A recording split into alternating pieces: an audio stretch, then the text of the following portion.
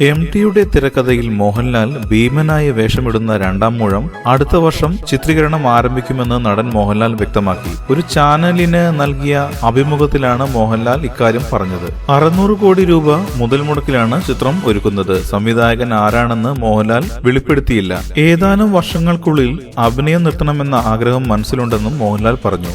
MTയുടെ തിരക്കഥയിൽ ഹരിഹരൻ രണ്ടാം മൂഴം മോഹൻലാലിനെ നായകനാക്കി ഒരുക്കാൻ ആദ്യം ആലോചിച്ചിരുന്നു. എന്നാൽ പിന്നീട് ഈ ആലോചന ഉപേക്ഷിച്ചു. ബഹുഭാഷാ സിനിമയായി ഹിന്ദിയിലും തമിഴിലും തെലുങ്കിലും കന്നഡയിലും മലയാളത്തിലുമായി രണ്ടാം മൂഴം ഒരുങ്ങുമെന്നാണ് റിപ്പോർട്ട്. ചിത്രത്തിൽ ഭീഷ്മരായി അമിതാഭ് ബച്ചൻ അഭിനയിക്കും. തെലുങ്ക് താരം നാഗാർജുന, കന്നഡയിൽ നിന്ന് ശിവരാജ്കുമാർ, തമിഴിൽ നിന്ന് വിക്രം പ്രഭു, ഐശ്വര്യ റായ്, മഞ്ജു വാര്യർ എന്നിവരും ചിത്രത്തിലുണ്ടാകുമെന്നാണ് റിപ്പോർട്ടുകൾ വരുന്നത്. AR റഹ്മാനായിരിക്കും സംഗീതം നിർവഹിക്കുക. KU മോഹനൻ ഛായാഗ്രഹണവും നിർവഹിക്കും. പീറ്റർ ഹെയ്നിനെയാണ് ആക്ഷൻ കൊറിയോഗ്രാഫറായി പരിഗണിക്കുന്നത്. കൂടുതൽ സിനിമാ വാർത്തകൾക്കും വിശേഷങ്ങൾക്കും ഇപ്പോൾ തന്നെ സബ്സ്ക്രൈബ് ചെയ്യൂ മലയാളം ക്രിയേഷൻസ്.